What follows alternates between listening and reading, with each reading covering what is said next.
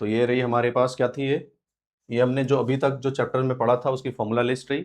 ये अगला टॉपिक की शुरुआत होगी, क्या होगी अब, पोटेंशियल एनर्जी। इससे पहले हमने काइनेटिक एनर्जी के बारे में बात कर चुके हैं। तो कॉन्सेप्ट ऑफ पोटेंशियल एनर्जी का केस हम लोग थोड़ा बहुत सीख लिया है। एनर्जी पजेस्ड होगी किसकी वजह से, एनर्जी पजेस्ड किसकी वजह से, ड्यू टू चेंज इन किसमें, पोजीशन और शेप और कॉन्फ़िगरेशन भी लिख सकते हैं, ETC। इनकी वजह से जो भी अमाउंट ऑफ एनर्जी जो है, मतलब उसमें जो आई होगी, शेप बदलने से, पोजीशन के बदलने से, कॉन्फ़िगरेशन के बदलने से, उस एनर्जी को हम लोग क्या बोलेंगे, पोटेंशियल एनर्जी। जैसे कि सबसे पहले एक पोटेंशियल एनर्जी का सबसे बेसिक चीज़ जो छोटी क्लासेस से 9th क्लास से ही सिखाया जाता है कि हमारे पास कोई एक यहाँ पर ऑब्जेक्ट था, मैंने उसको ग्राउंड के रेस्पेक्ट में किसी हाइट h पे हमने क्या किया, इसे रेस कर दिया। यहाँ से हमने इसे h हाइट रेस कर दिया, और ये जो है सरफेस, ये हमारा क्या है, ये ग्राउंड है, ये ग्राउंड है ना, ये ग्राउंड है। इसका ऑब्जेक्ट का मास क्या है, m है। और तुम्हें पता है जब भी कोई ऑब्जेक्ट होता है, अगर मैं इसमें सारे फोर्सेस को ड्रॉ करें तो हम अगर स्टार्टिंग से देखोगे तो एक नीचे की तरफ इस पे वेट एक्ट कर रहा होगा, किधर कितना लग रहा होगा, mg।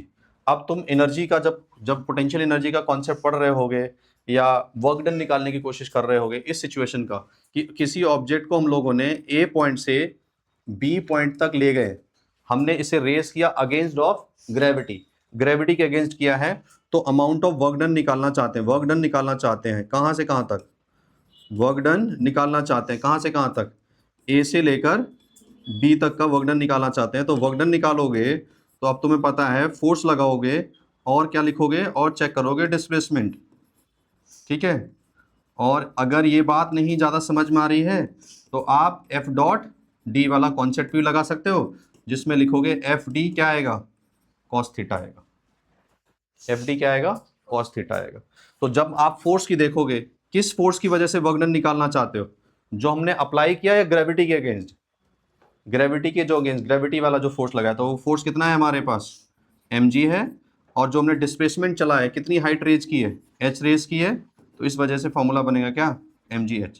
इस वाले केस में अगर तुम देखोगे, इसमें भी फोर्स जो लगा रहे हो, जो फोर्स आप लगा रहे हो वो, और इसके बाद डिस्प्लेसमेंट, उसके बाद हमारे पास क्या है, उसका एंगल, फोर्स और डिस्प्लेसमेंट के बीच का एंगल, फोर्स किधर लग रहा है और उसका डिस्प्लेसमेंट किधर की तरफ हो रहा है, वो यहाँ पे वैल्यूज डालोगे, वापस तुम्हें क्या मिलेगा, mgh। बस डायरेक्शन की वजह से आपका हो सकता है कि एनर्जी हमारी किस में आ जाए, नेगेटिव में आ जाए। तो ये वाली जो पोटेंशियल एनर्जी, ये वाला जो वर्क डन है, वो पोटेंशियल एनर्जी ही है, जिसको हम लोग बचपन से क्या पढ़ते हैं, mgh। ये क्या है, mgh। अब ये पोटेंशियल एनर्जी है। अब तुम्हें कोई कंफ्यूजन की जरूरत है नहीं, यूनिट, क्वांटिटी बताओ, डायमेंशनल फॉर्मूला,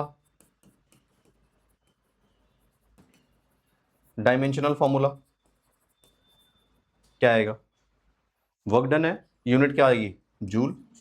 दूसरा आप यहां से भी लिख सकते हो, कौन सा लिख सकते हो, केजी, मीटर पर सेकेंड स्क्वायर इनटू मीटर। तो क्या आ जाएगा बोलो, अगर यहां से लिखते हो तो ये यूनिट क्या आएगी, केजी, इसकी यूनिट क्या आएगी, मीटर पर सेकेंड स्क्वायर, इसकी यूनिट क्या आएगी, मीटर, तो metre square divided by second square.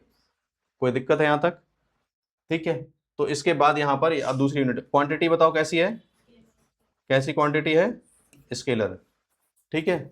इसके बाद डायमेंशनल फॉर्मूला, एनर्जी का क्या होता है, M L square T raise to the power -2।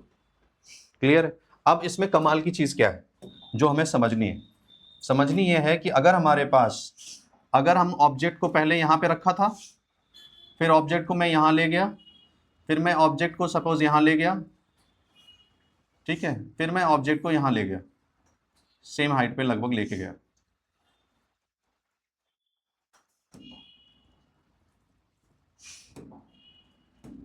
ये वाली हाइट ही हमने मेंटेन की है, ठीक है, ये वाली हाइट ही हमने मेंटेन की है।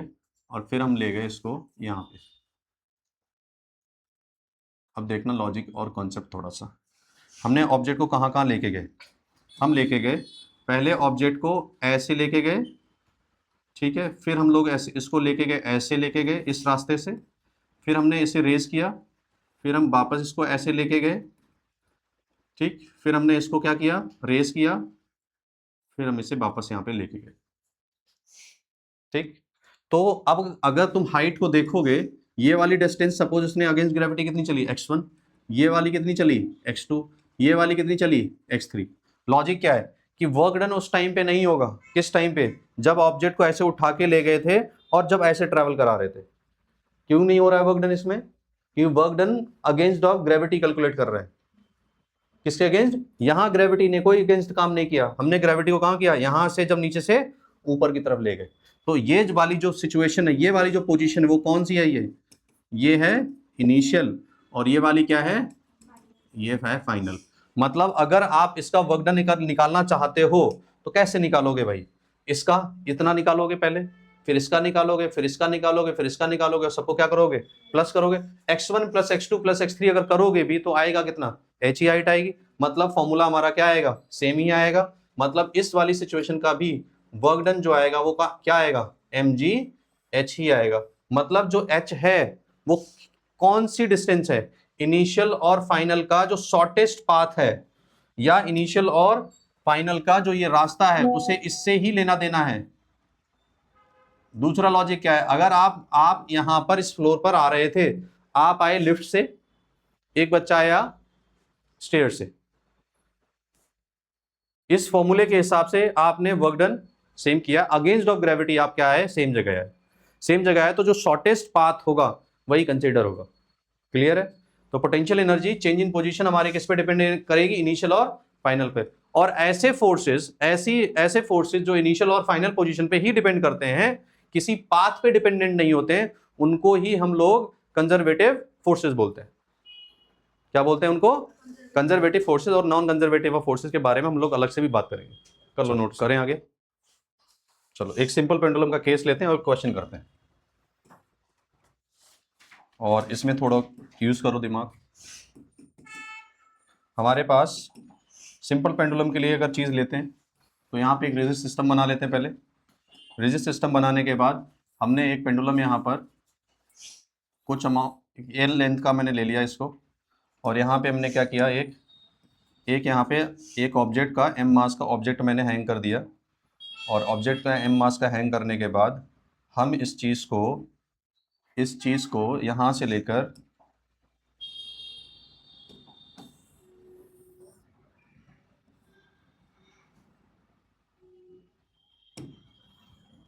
इसको मैंने एंगल थीटा, मैंने अगर इसे यहाँ पर इधर की तरफ लेके गए तो ये बेसिकली ऑसिलेट करेगा ऐसे करके, और यहाँ पर वो ऑब्जेक्ट होगा, इसका मास क्या हुआ, ये m हुआ।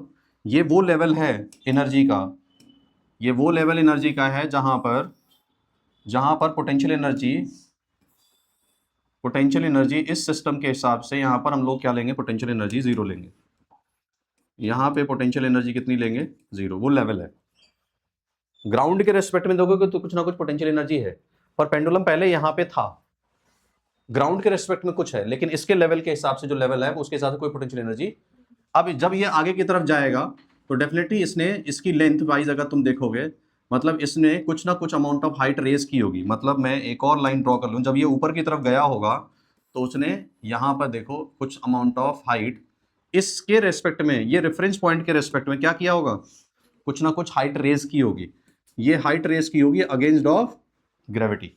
अगर इसकी लेंथ पूरे वायर की जो यहाँ से लेकर यहाँ तक ये स्ट्रिंग है, और जिसकी लेंथ कितनी है, L है, और हम लोगों ने एंगल थीटा इसे आगे की तरफ ले गए, और ये रिजिड सपोर्ट है। तो इसमें हमें क्या चाहिए, हमें ये चाहिए कि अगर मैंने इसको थीटा एंगल आगे की तरफ लेके गए तो ये तो लेंथ L ही रही होगी। ये छोटा लग रहा है फिगर की वजह से, पर छोटा नहीं है, ये लेंथ L ही है वायर की, ठीक है ना। इस तरीके से इसको ऐसा ऑसिलेशन चल रहा होगा। ये अमाउंट ऑफ हाइट इसने अगर रेस की तो अमाउंट ऑफ पोटेंशियल एनर्जी बता दो कितनी हुई। अब इसमें तुम्हें क्वेश्चन डेटा वाइज दे देते हैं कि मास मास है सपोज 6 kg और लेंथ है 6 मीटर, एंगल थीटा है 60 डिग्री। क्वेश्चन में चाहिए पोटेंशियल एनर्जी, पोटेंशियल एनर्जी कितनी आएगी सिस्टम में। What is gain in potential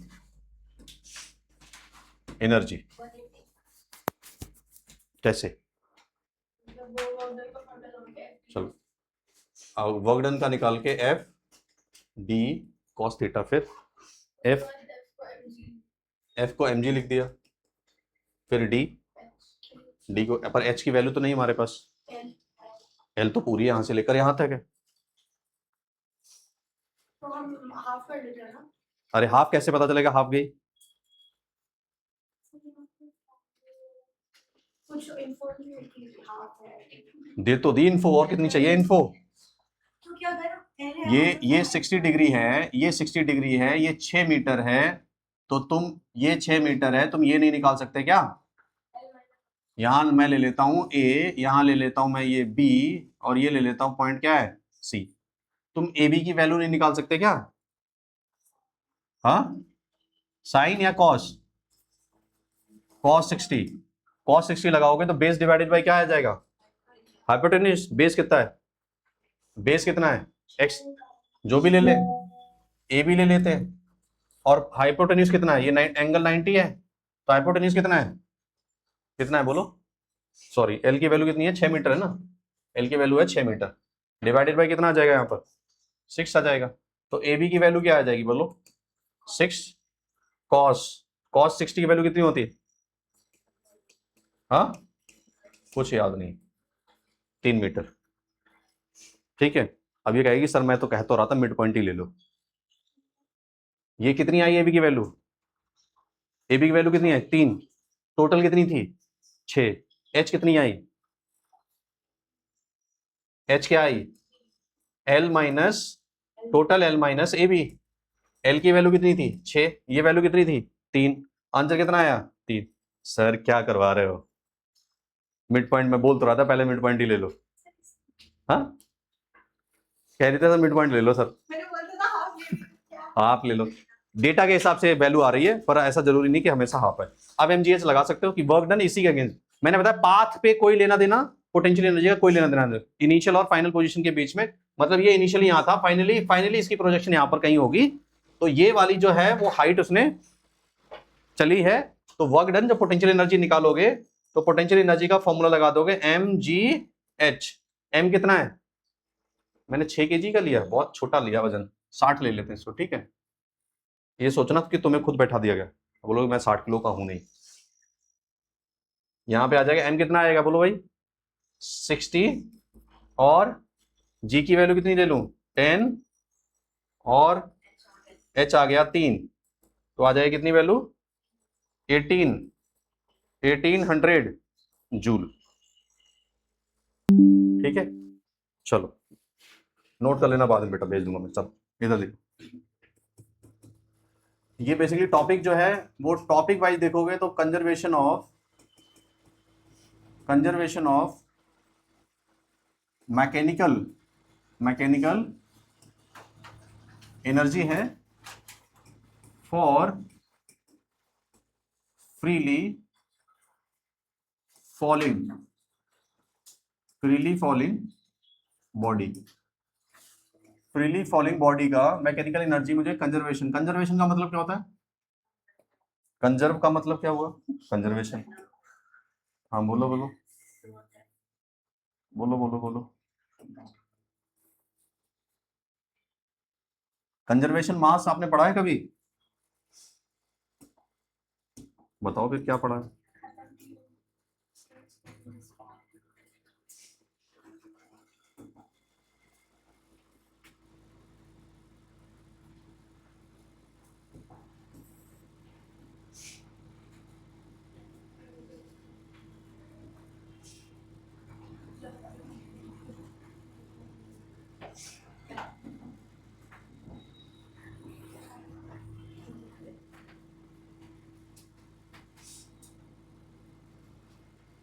देखो फ्रीली फॉलिंग बॉडी कैसे है ये, यहां पे हमारे पास ये है ग्राउंड,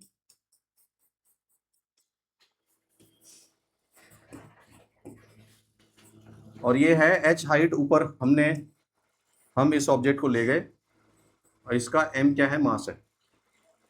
ठीक है, पॉइंट मेंशन कर देता हूं। यहाँ पे जब ये फॉल करना स्टार्ट हुआ था A पॉइंट है, यहाँ पे B पॉइंट है, और यहाँ पे क्या है, C है। जो पॉइंट C है ये बिफोर टचिंग द ग्राउंड है। क्या है, बिफोर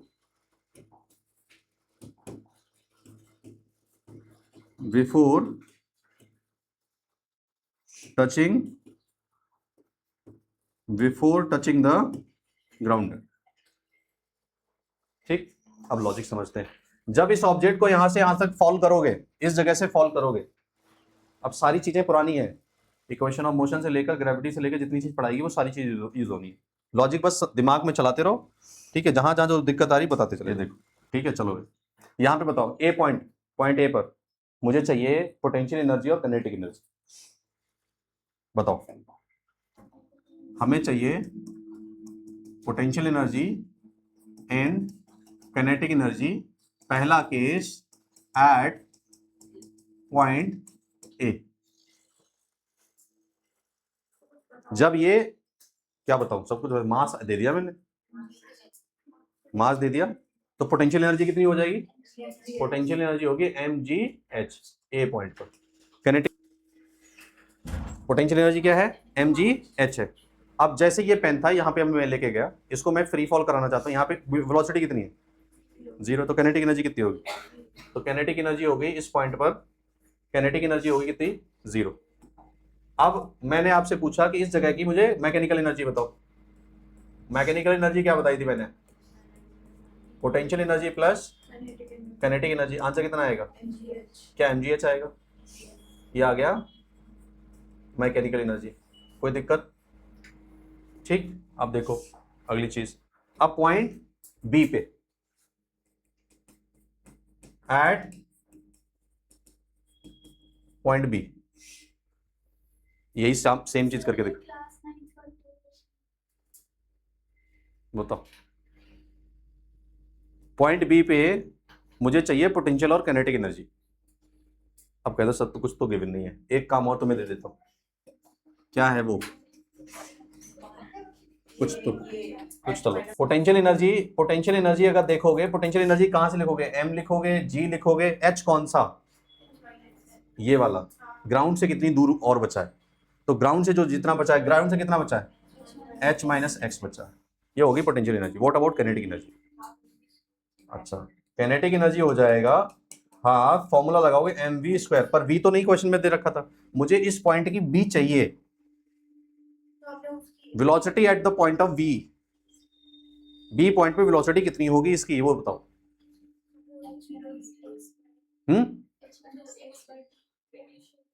इनिशियल 0 है, सही बात है, इनिशियल इस पॉइंट पर इनिशियल वेलोसिटी 0 है। और बताओ,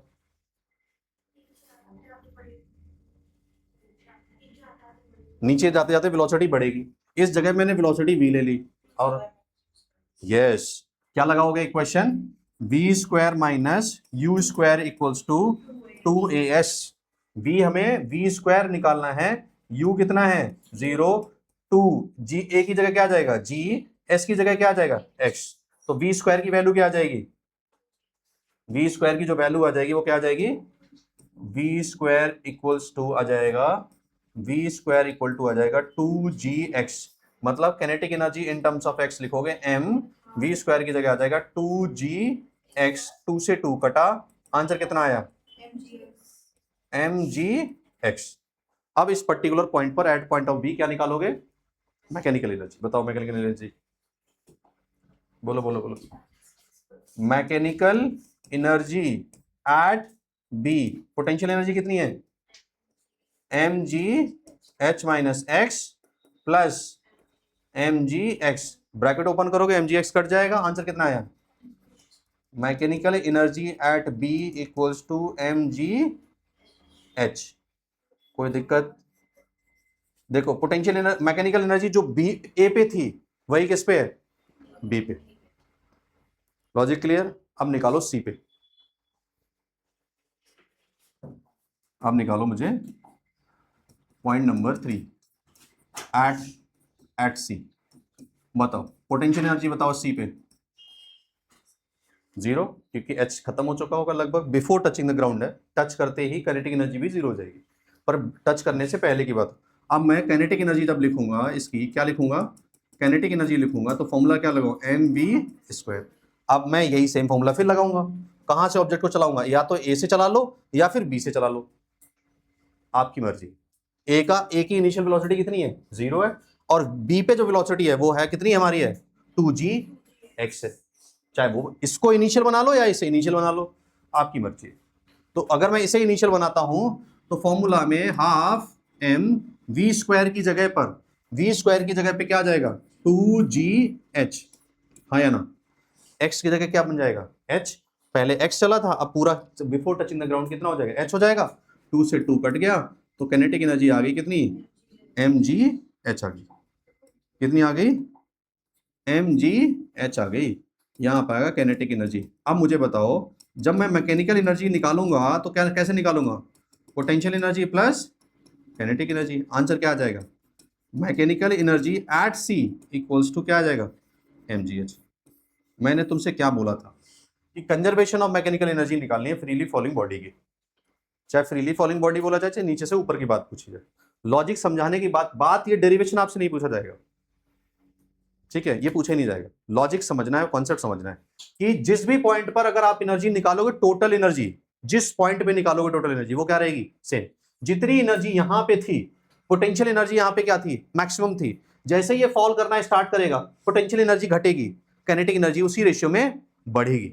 अगर मेरे पास पूरे सिस्टम की एनर्जी 10 जूल थी सपोज, फ्रीली फॉल करने से पहले या नीचे से ऊपर भेजने से पहले टोटल एनर्जी, तो हर एक पॉइंट पर बी ए सी किसी भी पॉइंट पर एनर्जी निकालोगे तो एनर्जी कितनी आएगी, 10 जूल ही आएगी। Energy neither be created nor be destroy, always it remain same.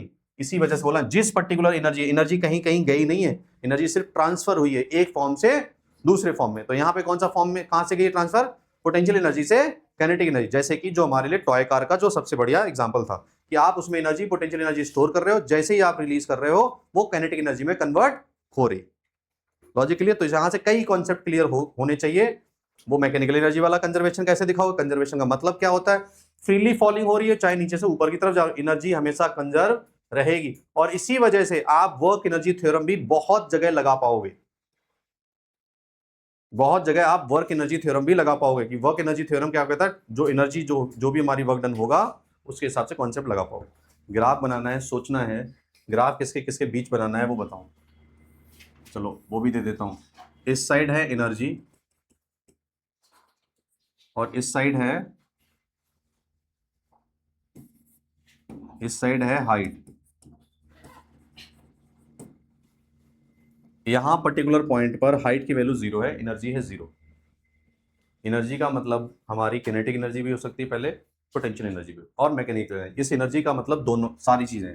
इस एनर्जी का मतलब क्या है, काइनेटिक एनर्जी भी हो सकता है। इस एनर्जी का मतलब क्या हो सकता है, पोटेंशियल एनर्जी। इस एनर्जी का मतलब total energy, sorry total energy, या फिर बोल सकते हो क्या बोल सकते हो। अब मैकेनिकल एनर्जी तो तुम्हें पता है हाइट के साथ साथ बदलती, हाइट के साथ बदलती नहीं है। हाइट 0 थी तो भी मैकेनिकल एनर्जी थी, हाइट जब आगे बढ़ी तो भी मैकेनिकल एनर्जी थी। मैकेनिकल एनर्जी हमारी कितनी थी, कांस्टेंट थी, कंजर्व थी, टोटल वैल्यू हमारी चेंज होने वाली नहीं थी। इस वजह से ये ग्राफ कैसा बना, स्ट्रेट। नाउ द क्वेश्चन, अब तुम काइनेटिक एनर्जी को देखो। काइनेटिक एनर्जी जब हाइट 0 थी, जब हाइट h 0 थी, काइनेटिक एनर्जी कितनी थी,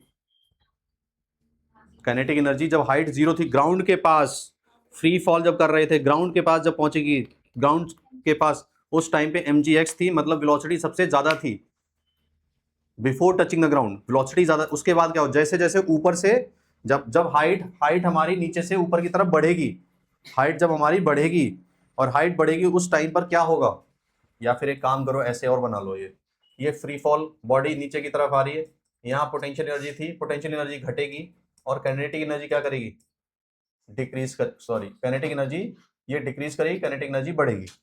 अगर मैं ऑब्जेक्ट को नीचे से ऊपर की तरफ लेके जाऊं, नीचे से ऊपर की तरफ, तो क्या होगा, काइनेटिक एनर्जी डिक्रीज होगी और पोटेंशियल एनर्जी क्या होगी, बढ़ेगी। धीरे धीरे हाइट बढ़ेगी, वेलोसिटी क्या होगी, धीरे धीरे डिक्रीज होगी। अब ग्राफ तुम्हें बनाना है कि हाइट हमारी 0 है, या फ्री फॉल का बना लो, चाहे जिसका भी बना लो, चाहे उसका ही बना लो।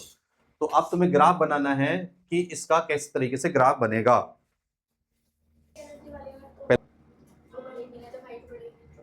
हाइट बढ़ेगी, यहां से देख लो, जब ये हाइट मैक्सिमम थी, हाइट मैक्सिमम का पॉइंट कहीं यहां ले लो, जब हाइट मैक्सिमम थी तो काइनेटिक एनर्जी 0 थी। हाइट मैक्सिमम थी तो काइनेटिक एनर्जी 0 थी। जब हाइट 0 थी, जब यहाँ पे हाइट की वैल्यू 0 थी तो काइनेटिक एनर्जी मैक्सिमम थी। और जब यहाँ पर हाइट मैक्सिमम था, जब हाइट मैक्सिमम थी तो काइनेटिक एनर्जी 0 थी। 2 पॉइंट बता दो। Very good. यहां पर ये मैक्सिमम थी, नीचे जाएगी। इसका मतलब है जैसे जैसे हाइट 0 से बढ़ेगी काइनेटिक एनर्जी घटेगी, या हाइट इधर से इधर की तरफ डिक्रीज होगी तो काइनेटिक एनर्जी क्या हुआ, नहीं आया। तो अच्छा, तुमने पोटेंशियल एनर्जी बना दी, बहुत बढ़िया, कोई दिक्कत नहीं। ठीक है, तो पोटेंशियल एनर्जी के साथ क्या होगा, जैसे जैसे हाइट बढ़ेगी पोटेंशियल एनर्जी बढ़ेगी। अब ये क्वेश्चन ये भी तुम कह सकते हो कि सर ये ऐसा क्यों हो रहा है, ऐसा क्यों हो रहा है कि काइनेटिक एनर्जी का जो फॉर्मूला, काइनेटिक एनर्जी देख लो, वो भी mgx ही बन रहा था, ये डायरेक्टली प्रोपोर्शनल थे। ये क्या थे, डायरेक्टली प्रोपोर्शनल वैल्यूज थी। और जो y directly proportional to x graph होते हैं वो कैसे जाते हैं, सीधे जाते हैं। अब जब इनकी स्लोप नेगेटिव होती तो इस तरीके से ग्राफ जाते हैं, इसलिए वो लाइन स्ट्रेट बन रही है। आगे चल के कर्व भी बनेगी, किसकी, पोटेंशियल एनर्जी की, जब हम लोग स्प्रिंग का केस कर रहे होते, किसका कर रहे होंगे, स्प्रिंग का केस कर रहे होंगे। ठीक है, तो ये मैं भेज दे रहा हूं।